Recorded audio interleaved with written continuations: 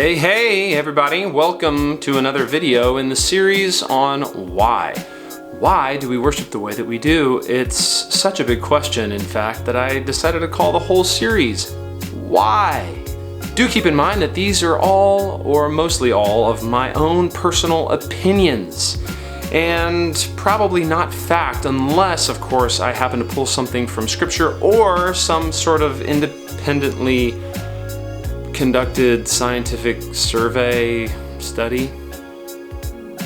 As always, if you'd like to check out any of the other videos in this series, you can click right up here. This is a video on the issue of volume at church. And I have a friend who was a worship leader, and there was a guy one day on his front row who stood there like this the whole time, just trying to prove a point. Just looking at him. I don't know that that's necessarily helpful. A little passive aggressive probably, but myself too. I've had someone that I unfortunately heard about, I didn't have a chance to talk to him, who left after about the first song, even though they were standing in the back, on the back row, because they felt like it was too loud.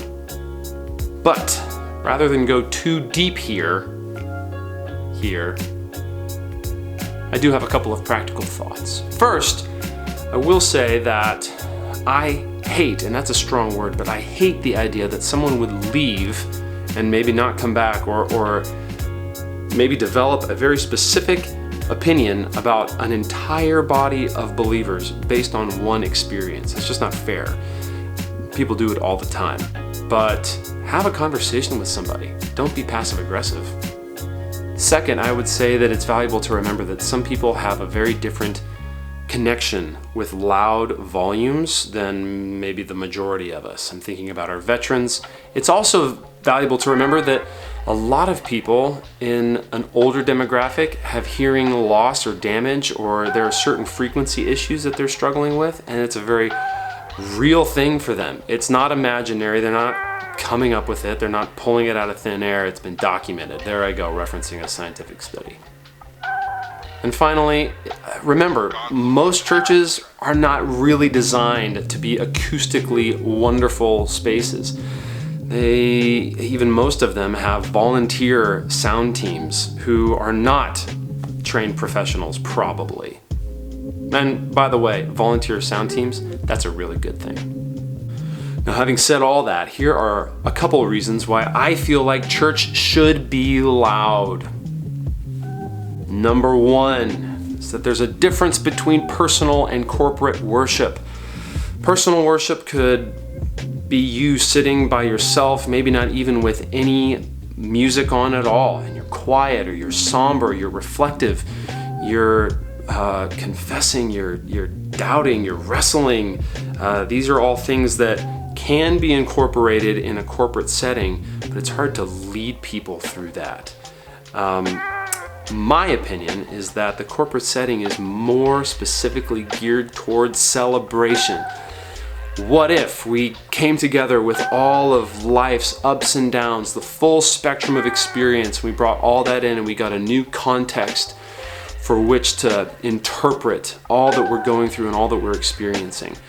That's what I think Sunday morning is for, to remember the grace, the goodness, the mercy, all these constant things that are true, that we can cling to, that we can see our circumstances through. It's a lens, and we do it together. That's what I feel like corporate worship is for. And then number 3 or 2.5 is that when I'm standing on a platform and I'm looking at a bunch of people all together and we're experiencing God together, we're seeing Him, we're having our eyes opened, we're celebrating, there's almost no other response or expression for me than to just shout or sing at the top of my lungs, because I'm just so excited. I'm about to explode. And it reminds me of that moment where William Wallace is drumming up the troops and they're getting ready to charge down, many of them to their death. And yet they are exuberant, they're full of joy and passion, and they're getting ready to go for it. And that wasn't a very somber or quiet moment.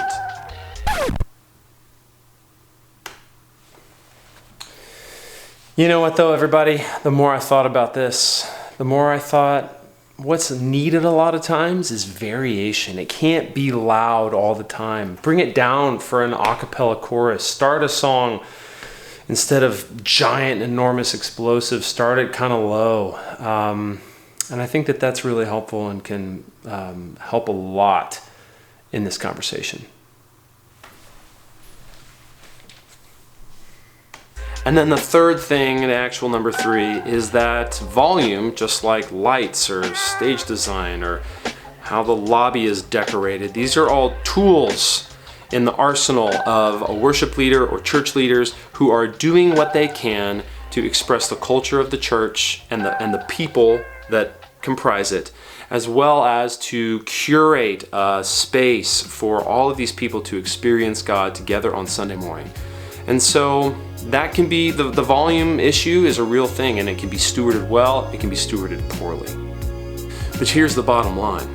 If you're the person that has a volume issue in your church or at a church you just visited and you loved it, except it was too loud or it was too soft, you need to be the one to go and talk to somebody about it and offer a humble opinion, and remember that it is your opinion, and find a win-win solution for both you and the worship leader or the audio engineer or the tech director or whomever that might be.